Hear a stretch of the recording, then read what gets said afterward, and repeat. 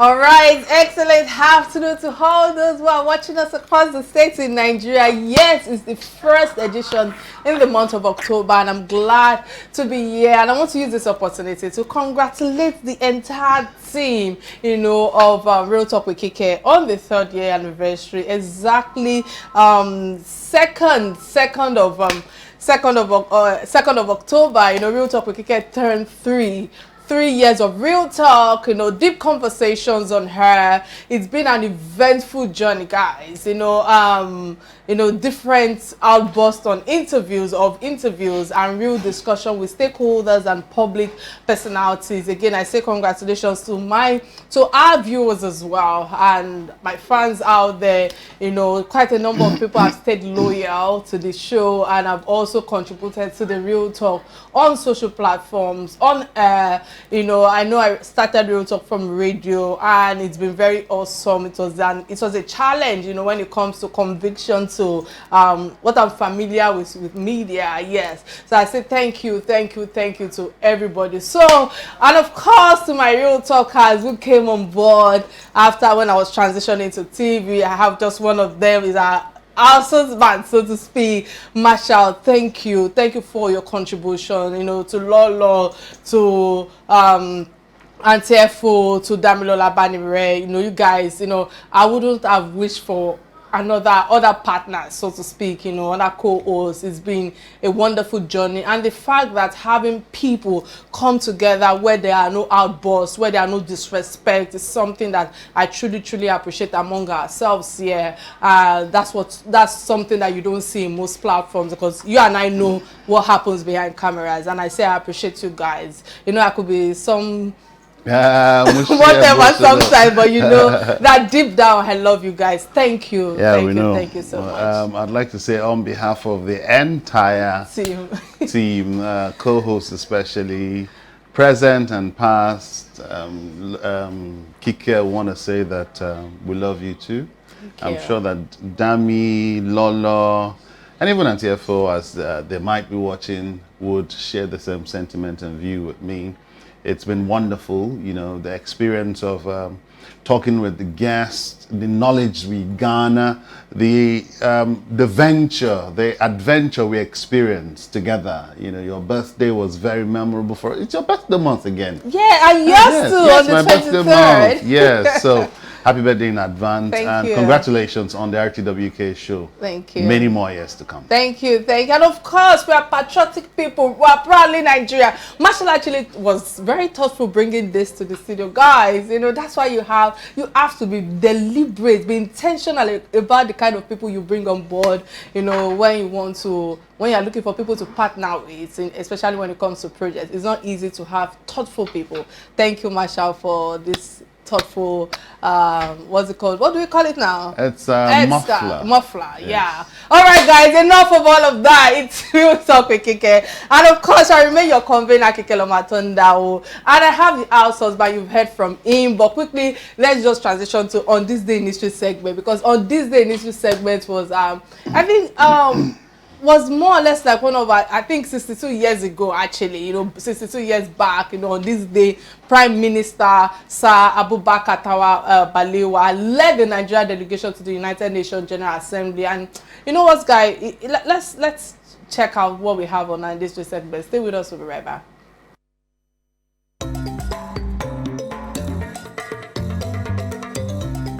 Prime Minister Sir Abubakar Tafawa Balewa led the Nigerian delegation to the 15th regular session of the United Nations General Assembly, during which he made this, the country's maiden speech to the world body on 7th October 1960, the day Nigeria was admitted as the 99th member of the organization. Economic weakness is evident in a new country open to every kind of pressure, and results in other countries depriving its people of the freedom to choose a form of government which they feel suits them best. Spreading political propaganda or more insidious infiltration through technical assistance can virtually rob any underdeveloped country of its freedom. I therefore feel that if the advanced nations of the other continents are really desirous of seeing the new African states stand on their own feet and make their own particular contribution to the peace of the world and to the happiness of mankind, they should make a real effort to cease from fomenting trouble in any of the African countries. The best way for them to assist us in reaching maturity is not by ideological propaganda in whatever form it may be disguised, but by helping us genuinely with really goodwill to develop our resources and to educate our human material up to those standards which are necessary for proper development.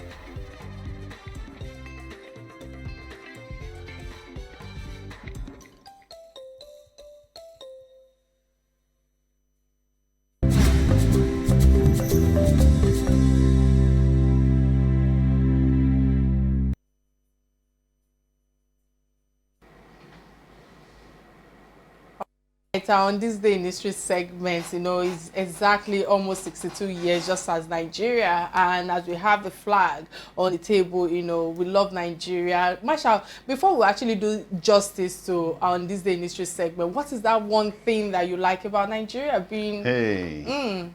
Nigeria, it is the one thing that used to make us stand out.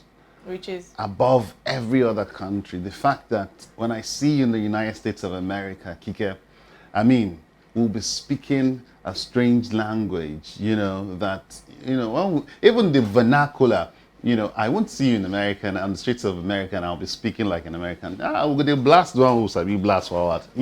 So our diversity, if you ignore me, I'm sure you wouldn't. Our diversity for me, over 320 ethnic groups and 640 languages. That's awesome. That's what I like about Nigeria the most. I think I love the hospitality in us, the fact that we are quick to embrace people regardless of the challenges we are facing. That's one spirit that I've loved about Nigerians. And on that note, I say I'm proud to be Nigerian. Yes, sometimes I could ask myself on this platform, why am I Nigerian? But the truth is, I could lament, but I'm still here, regardless. True. Tell me what you like about the food. Okay, so talking about the food, gosh, we have a lot to discuss today, but the food, one food I think I love the most is eba. Yes, quite a number of people cannot relate to that, but I love eba. I could eat eba 3 times a day. Yes, I don't look like one that likes eba, but I love eba and ogbono. Then probably jollof rice, because that's what we eat in my home every Sunday. Yes, we have a full timetable. Like on Saturday, we take pap and akara. We don't miss it, and that has become a culture over the years, and yeah, I love our food, but more importantly, when you travel out, you just get to miss Nigerian food and you want to be back in the country ASAP.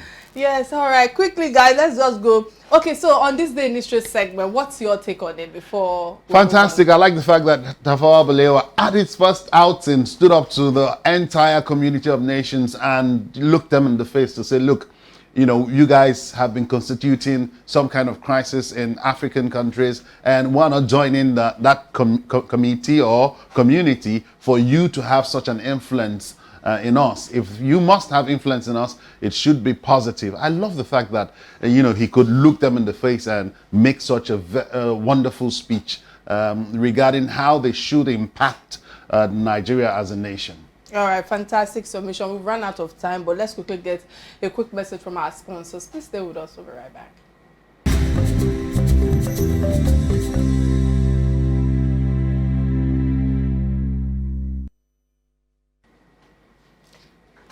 All right, many thanks for staying with us. Members of the newly constituted All Progressive Congress Presidential Campaign Council will on Tuesday hold an emergency closed-door meeting in Abuja, I think at 3 p.m. to be precise. The development is coming 5 days after the party's presidential candidate Asiwaju Bola Tinubu failed to kick off its national or nationwide electoral campaign, so to speak, in line with the director or directive of the independent Independent National Electoral Commission. And on the show today, we are starting off the campaign discussing for the APC party, you know, and to believe that there's a lot to discuss from the campaign council, you know, their campaign plans, and of course, even their party's manifesto. People are clamoring to know what the party is willing to do if elected into power.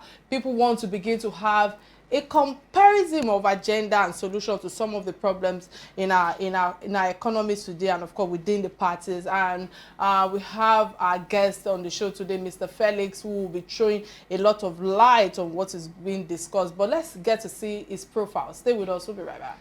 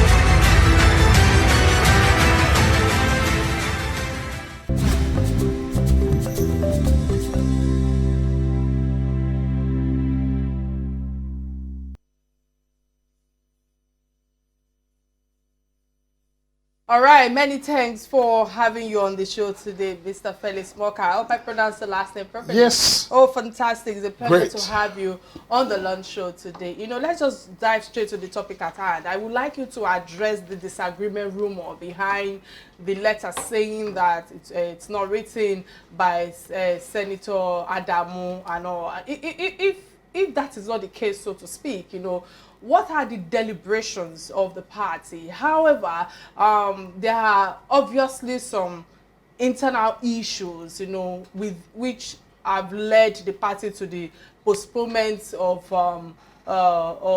kickstarting the campaign, you know, coupled with the fact that, you know, the absence of the present candidate, that's Bola Tinubu, who was not actually in the country. So I would like you to shed some light, you know, on the in-house party workings and the current plans, you know, based on his absence and what is going on at the moment. Yeah, thank you so much for having me. First, you know, let me say that the reference to this letter that was supposedly authored by the national chairman of, you know, the All Progressives Congress, my party, you know, it generated quite a lot of interesting controversy. But fact of the matter is that, you know, as National Publicity Secretary of our party, I have since come out with a statement to push back, because that letter marked itself as a draft and was unsigned by the purported author, who was supposed to be the national chairman of the party. And, you know, I don't see the need and why I think we put a lot of premium on a letter that, on its face, says, you know, I was written by nobody.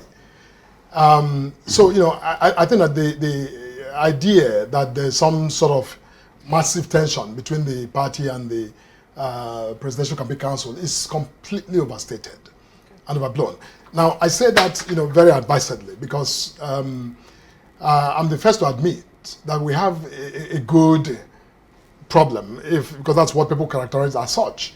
It's a good problem to have. I mean, we are a party, we're launching a campaign, and, you know, trying to constitute a campaign council. Everyone in our party wishes to be involved. They all want to subscribe and to participate and to be listed officially as involved in the campaign. Okay.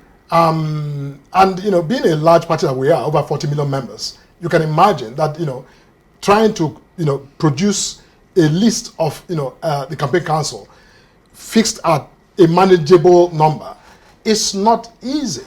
So it's a good problem to have if it's a problem at all. I don't think it's a problem, but, you know, that's what people think it is, but I think it's a sweet problem, like I've said elsewhere, to have. Better than some other party that is offering even some of the most prestigious positions to some individuals and leaders of their party, but who are saying, no, we don't want to be involved, on the key opposition side. So, if you call it a problem, I say it's a good one to have. And, we are working our way to having, yes, a sweet challenge, and working our way to having a decentralized, participatory, inclusive campaign council, not just at the national level, but at the state, local government, wards, and the units as well. Yes. I'm wondering what you'd say about, or what your principal would really say about the Buhari administration. Yes, we've heard things like he would continue from where Buhari stopped, and that has come heavily criticized because on the backdrop of the state of the economy and state of things, looking at the education sector and several others. So if Bola Ahmed Tinubu has affirmed that he was partly responsible for bringing President Muhammadu Buhari to power, would he say that Buhari has really performed very well or abysmally? Now, first of all, no ruling party and a subsequent contender for office on the platform of that party, irrespective, would put the kind of distance your question suggests between himself or herself or any or them to the incumbent president. And I think that our candidate is very clear and has been very unequivocal about his conviction that the current government of President Muhammadu Buhari has done a creditable job administering this country in whatever sector you care to look at. And, therefore, what I think this candidate is seeking to do, what our party is seeking to do, is to build on the finest record of the current government.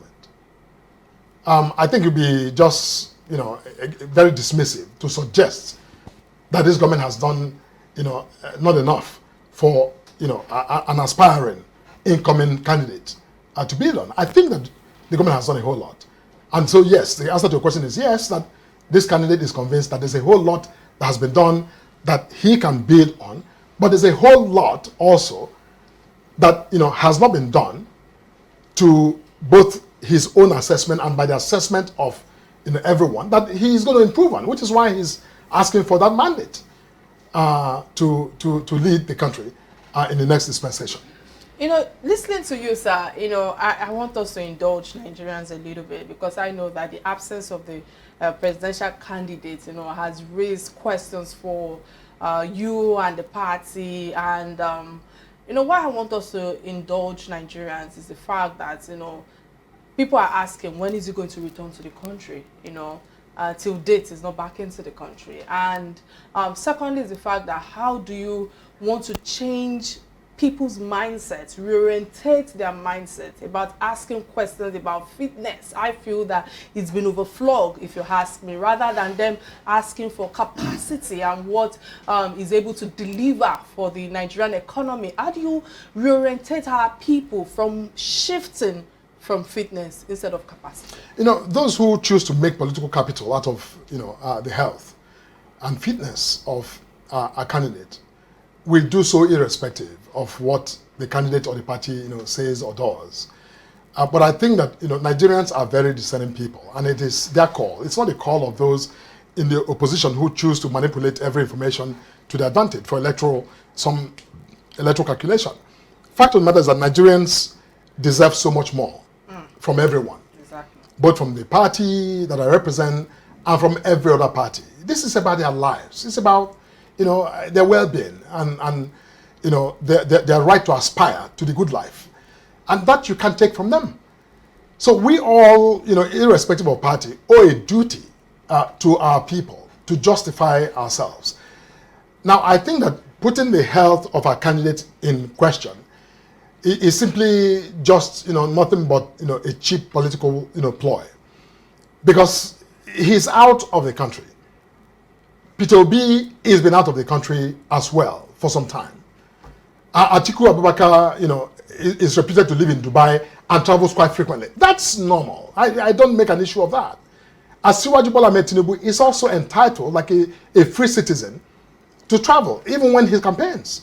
So his absence from the country in the last couple of days, I don't believe should, create the kind of, hysteria that we're seeing. Yeah, no, which is why I suggest that this is all political and not, has nothing to do with the reality of. But if Nigerians are asking, would your principal be willing to disclose the status of his health and wealth as well? I don't doubt that our principal Bola Tinubu is someone who is prepared to deal transparently about his health and about any other questions that may be raised about his candidacy.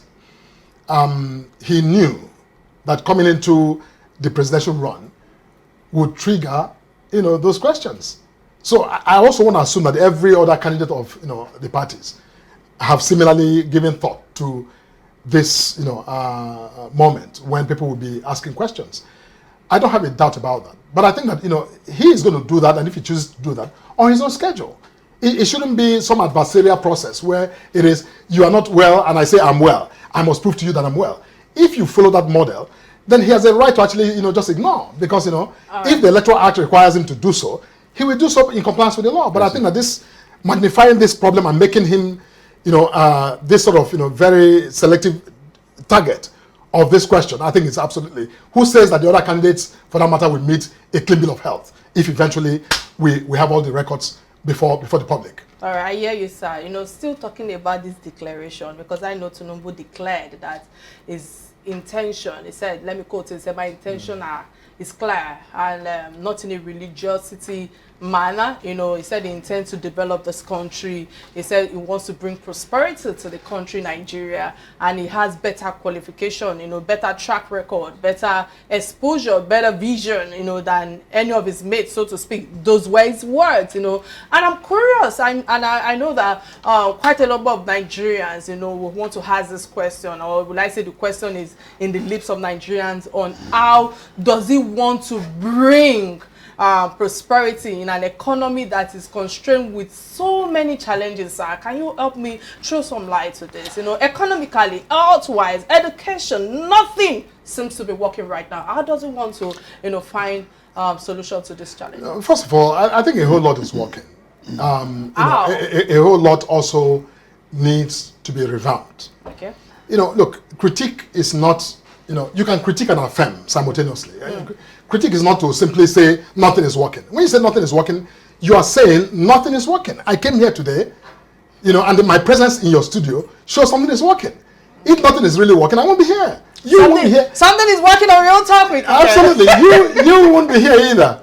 Yeah. So I think we need to be mindful of how we frame these conversations. Okay. I get your point. Your point is that we are not at that point where we have not optimized our potential, our capacity. But that's relative. That's not to suggest that nothing is working.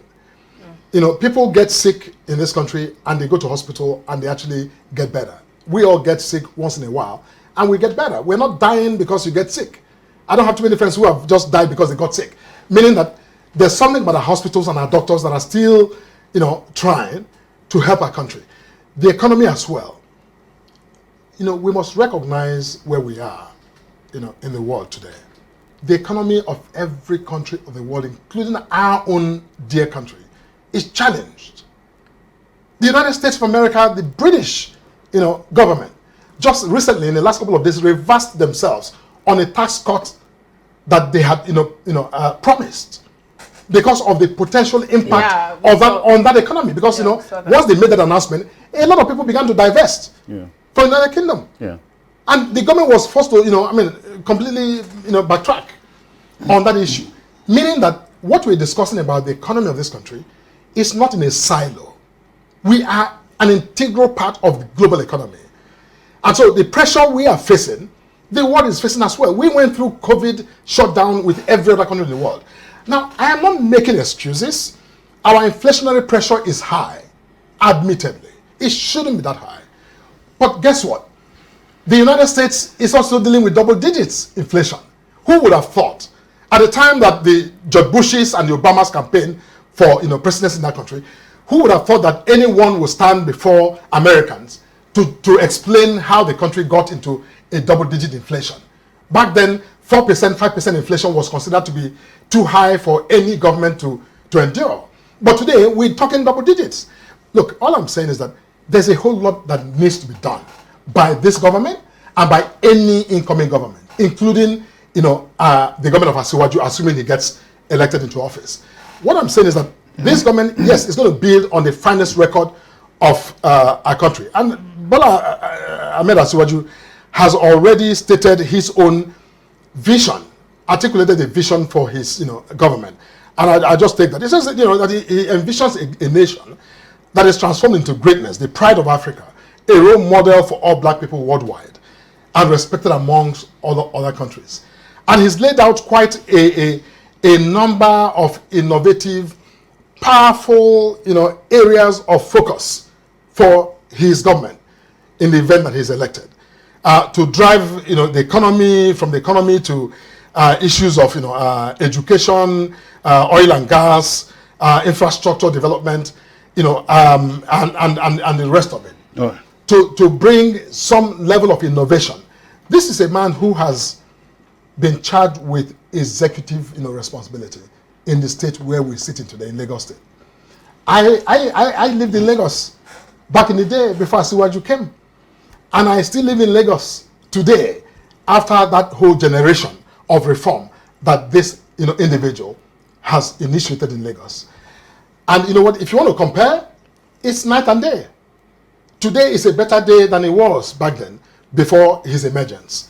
My point is that from the economy to national security to infrastructure, I believe that this candidate of our party has everything it takes to turn the corner for our country. All right, fantastic submission. We'll go on a quick break to get a word from our sponsors. Please stay with us. We'll be right back.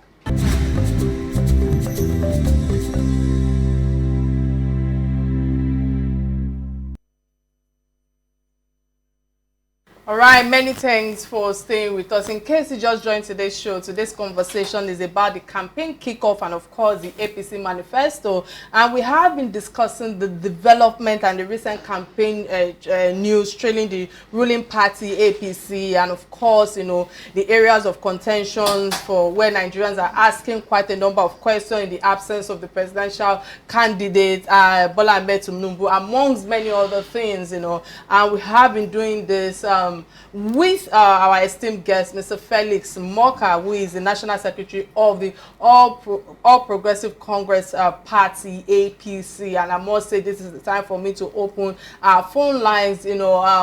Remember, you can be part of this conversation by calling the studio number 08098877400, showing on your screen right now. And remember that we're streaming live on Facebook page and YouTube page, both on Real Talk with Kike and on Silverbird platform. Sir, listening to the words of Kashamu Shettima, I really want to touch on it because, being the vice president candidate of your party, he said part of the primary task that he will handle is insecurity, while the president handles the economic angle of the challenges that we are facing in Nigeria. But security, according to their own obligation, should be the main task of the president, if you ask me. We've seen how Buhari and VP Asiwaju, are doing or administering their own job description, so to speak, for lack of a better word right now.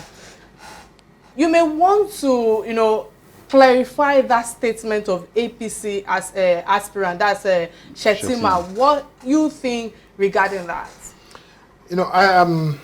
Again, I think that our vice presidential candidate, yes, did suggest that because he was a former governor of a state that was the epicenter of insecurity, that he has acquired significant competencies to oversee and manage and add value, if you will, to securing this country under a prospective administration of Asiwaju Bola Tinubu. I think that's a statement of commitment by him. I'm not sure that it was an announcement of an organogram of how issues of security will be managed under a new government. I think it's more an aspirational and a statement of conviction and commitment and recognition of the utter importance of security to building our safety and building the well-being of our country and our people. So I wouldn't extrapolate from that to suggest that he's saying the president will not be involved, he's going to lead. I don't think so. I mean, this is a campaign period. I think he has a right to express his own view and commitment. And of course, and you must give it to him. He was governor during the worst period of that state in the northeast. When Boko Haram was simply in control of the Swats of territory in the country. And so yes, combating Boko Haram and being in that position, I think is fair to suggest that he firsthand understands what it means to be under siege by a terror organization. All right. Therefore, but again, I think that when the new administration is constituted, if Nigerians are vesting us that mandate to govern, I believe that national security and security of our people will be prime in the estimation and the planning of our new government. I'd like to move into other areas, but yes. I'd also want to touch on where we were before we went on the break, because before the break, so I'll make it a double-barrel question, if I may. You had said that you've been part of Lagos even before the Asiwaju Ahmed Bola Tinubu's administration in Lagos State. Correct. And you used the analogy of night and day to say, look, from before his coming and after is a thing of night and day. A documentary supposedly from your political party had said he transformed Lagos from the jungle it used to be to what the modern day city. I'd like to know what you make of that, if you think Lagos State was a jungle before then. And also looking at your party doesn't seem to enjoy much of a sympathy. I would rather say voter apathy in the southeast. I'd like to know what your party is intending to do about that. All right, before you answer that, apologies, we have a caller on the line from Edo State, Osadolo. Please go straight to the topic at hand. Many thanks for calling. Hello? Osadolo, are you there? Yes, I'm hearing. Yeah. Okay, I want to ask a question. Go ahead, please. Hello? We can hear you. I'm worried about people are saying Ahmed Tinubu is not fit, is not sound, is that. How is it true that what they are saying is false or true? I want to know. All right, thank you, Osas. Thank you so much for the call. Our candidate, Bola Ahmed Tinubu, is fit, is healthy, both physically and mentally, and he is more than able and ready to lead, if and when he gets elected as president of the Federal Republic. Yeah. As I said to our friends on Arise yesterday, I have been around him, and this is not being political. This is just my own observation. I'm not a medical doctor, but being around him, observing him for hours on end in meetings. I conduct meetings as well in my own world, but observing this individual conduct meetings back to back for hours on end. And when I mean meetings, I don't mean tea party. Serious meetings of engagement. People bringing on issues, strategies. I have led consultants to him to sit down to make presentations, and the engagement is first class. I think we all need to take a deep breath. We are not God, and we shouldn't play God about anyone's health. Some people who are younger sometimes are even sicker. Yes. In such a word than people who are older. Sure. So I think we need to get it clear. This is not in our mouth. Professor Patutomi, who I respect very dearly, a few days ago on Channels Television, made statements that I thought were just beyond the pale. And I took very strong exception to some of his comments. But Tommy is not a medical doctor. As erudite as he may be, he's not a medical doctor. And he shouldn't lie in his mouth to proclaim that another human being is unfit medically. Because he said so without any medical health information. Right, and that's wrong. We are running out of time. We have another caller from Edo State, Arikwewe. I hope I pronounced that properly. Please go straight to the topic at hand. Many thanks for calling. What's your contribution? Beautiful audience there. I like the secretary actually seated there, telling us things are working. When one of you asked him how things are working, was in the hospital and other things. We are in a situation where children are at home. They don't go to school. What is working? I can't go back to or buy that. What is working? The cost of movement is expensive. Okay. So I think from the discussion, anyone who tries to govern your country, we should allow him or her. Yeah. But on the ground, he must be medically fit. So I'm telling you, the Nigerian Medical Association is clear. They should give the medical care. Apologies. I think I have to end that. I think we've got something on what is working exactly. What really in is working? We Nigeria. talked about ASU to children being at home and all of that. No, you see, the issue of ASU strike, that I think is heartbreaking. I won't even say anything about that. I think it's just wrong. Our kids and our young people should be in school who at least have chosen to educate themselves. So I think it's something that the government needs to work really hard to bring an end to. Right. And I know that they are working hard to end this saga and actually get our kids and our young people back to school. Do you think Lagos was the jungle before Asiwaju Bola? I don't know about jungle. I think that I love Lagos too much to think that it was ever a jungle. And I think that the point that I think is a comparative one. What it was back then and what it is now. And I think that the message is that, under the, the leadership of Bola Tinubu as a visionary, he has been, a part of orchestrating the complete revamping of Lagos. Voter party in the Southeast. Voter party in the Southeast, well, I hope that, people understand that when you decide to, abstain or to keep away or to be apathetic, to vote, you are shortchanging your fundamental liberty to affect, the discourse and affect outcomes of what happens. So you can't simply, pull away and expect everyone else to make the decision for you. If they do, then you don't have a right to complain. So I hope that people everywhere, not just in the Southeast, will understand that this is a call to patriotism, to participate in our electoral process and give us that president who this country truly deserves. All right, many thanks for that again. We have Owen from Benue State. Please, this will be the last call on the show today. Owen, please go straight to the topic at hand. Many thanks for calling. Okay, thank you very much. Yes, I'm watching the TV show, and I'm very happy with what you're doing.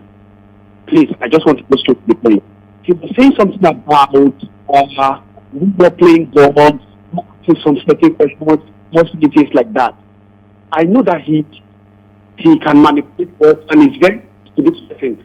So he has the right to speak anything good that suits my friend. But this is about our country.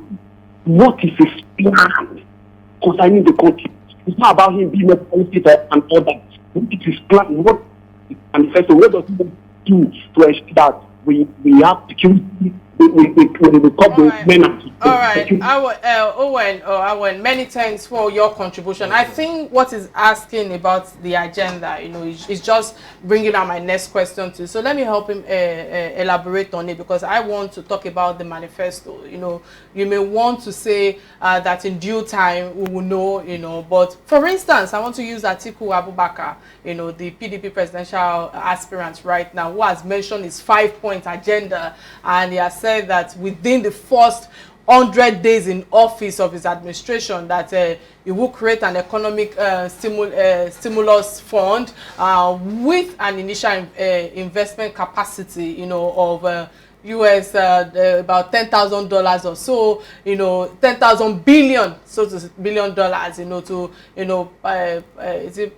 patronize, so to speak, the support to SMEs or MEAs across all economic sectors, you know. And I would like you right now, you know, to throw light on what exactly does Bola Tinubu wants to do, you know, as a representative of the party. Can you speak on the 5 agendas you think that APC will be bringing to the table?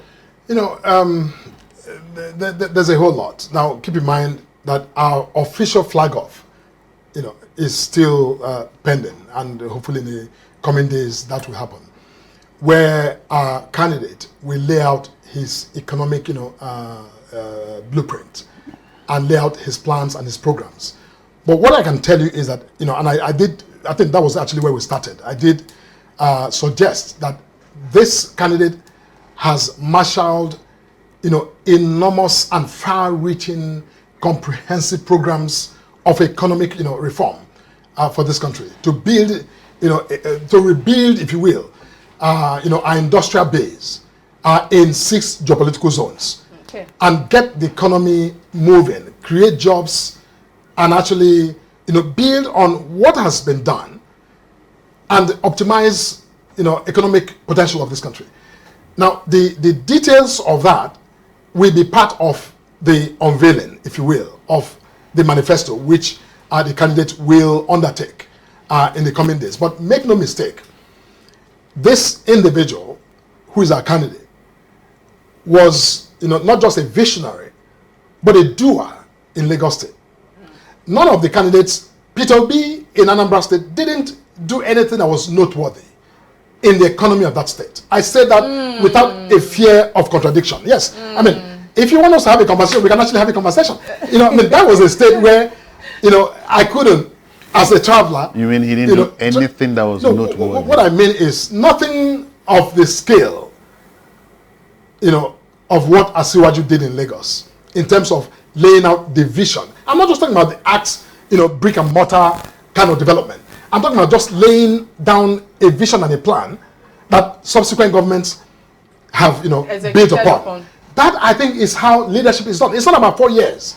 Any leader, any governor or government that is, you know, fixated on what can be done in 4 years, it's not really understanding of the nature. And it's taking you 15 years to get the light rail in progress. I might have to interrupt. I might have to interrupt your line of thought, you know, because earlier you said. But it's on plan. It's on program, right? Yeah, sir. Earlier you mentioned that you know, things are working just like your year and the likes and all of that, and we are saying, okay, yes, with a positive thought or positive mind, that yes, things are working on Real Talk with Kike as well, but things are working at a cost. You know, for instance, we are paying extra in terms of diesel for us to head this show. Now, if you are coming to us saying that Peter Obi, you know, didn't do much, how did you know that? How did you know that Peter Obi didn't do much in the state? And how do you think that Asiwaju Bola Tinubu, with everything that he has done, Asiwaju Bola Tinubu, even if he had brought a blueprint on the table where other governors behind him were able to execute, do you understand? But the question is,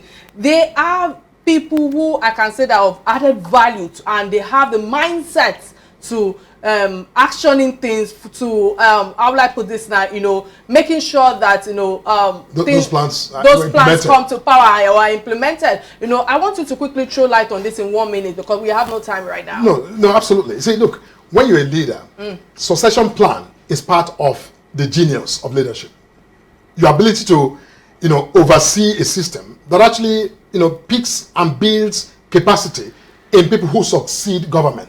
And I think that's what you see in Lagos. You know, that Lagos has managed to put in place some, you know, kind of, you know, effective succession plan from Asiwaju to the current governor of Lagos State, where everyone buys in to what has been done and tries to build upon. You mentioned the light rail. Yes, it was a vision a long time ago, but all of the subsequent governments have, you know, over their tenure, added value to the point where someday soon, I think just recently, a few days ago, we saw some of the cabins being delivered to Lagos State. One day, this, internal, transport monorails will be operational. That's the idea. It may have taken, 15 years or whatever. The point that the plan has been on track and consistent. Apologies. I wish I could go on and on with your last submission right now because I know that we are running out of time. Some people actually have the challenge about the fact that godfatherism is being played in Lagos State. Some people have the issue with the fact that they are being handpicked. Hence the reason why maybe Lagos State would have become another Dubai. We never know. But I'm going to be bringing you back on the show to throw more light on it. It will be my pleasure to come back. Quickly, again, I say many thanks for coming on the show. It's been an interesting time with you on Real Talk on our lunch show today. But before we let you go, there's this last segment of the show that we'll call Trending Stories. I'm sorry we might not be able to take any other hand. Trending stories that bind us, stories that interest us as Nigerians, like my co-host would like to call it. But the first trending story that caught our attention is that of the federal government amendment of national honors, list that was put out there. Marshall, quickly, let me come to you. What's your take on this? Well, I really would say, look, mismanagement and lack of coordination on the part of, we've seen that from day one to just the list. I wouldn't make so much fuss about it, though it's just an amendment. Yes, that is what it is. Lives are not lost about it. No, the national grid is not coming down because of it also. Yeah, so I wouldn't make much fuss about it, but it is an indication of what we've seen over time, the lack of coordination and within the people that are supposed to coordinate the affairs of government, so I wouldn't even blame it on the president himself. That's my take on it. All right, quickly, fantastic on that. For me, I just feel that the national honor is just a question of politics and value, if you ask me. Politics in the sense that, it's a partial list with what I saw, and Nigerians have started raising eyebrow at the selection process and how the names were being selected. And it's also a question for value that whoever deserves a national honor, so to speak, should have, delivered value to the country one way or the other, as it is. Obviously there's a controversy about the list. That is the reason why it's in circulation and we are talking about it, and people are calling it all sorts, even calling the federal government in terms of disclaimer that it's just a week away from the award ceremony, so to speak. Is it not possible for likely honorees, so to speak, to talk to the media and inform friends and family about this list that is out there? And if they are not sure that their names are on the list, so there are quite a number of people that maybe they've been, called and all of that, and they are saying, we are not so sure, we've not heard from them, and the likes and all that. So we can't really blame the reporters, who have taken this news in terms of when the news broke, and they are talking about whether it is being fake or not, or has been purported, so to speak. So the truth is that Nigerians caught, or will I say, caught themselves in this red-handed list, and it won't be too long before we hear the truth. Anyways, how we work in Nigeria, and quite a number of people are wondering when would they publish the final list. And I'm wondering, I'm not campaigning for anybody, Marshall, right now, whether whose name should be there, whose name should not be there, or how the list should have gone and all of that. But I'm just wondering that I think that we've not been able to, capped at certain figure of numbers of recipients who I feel that they've demonstrated merit in that list. I feel that there are quite a number of them that have done a lot in terms of value to this country. Secondly is the fact that there should be transparency. I feel that is one of the challenges we are facing right now.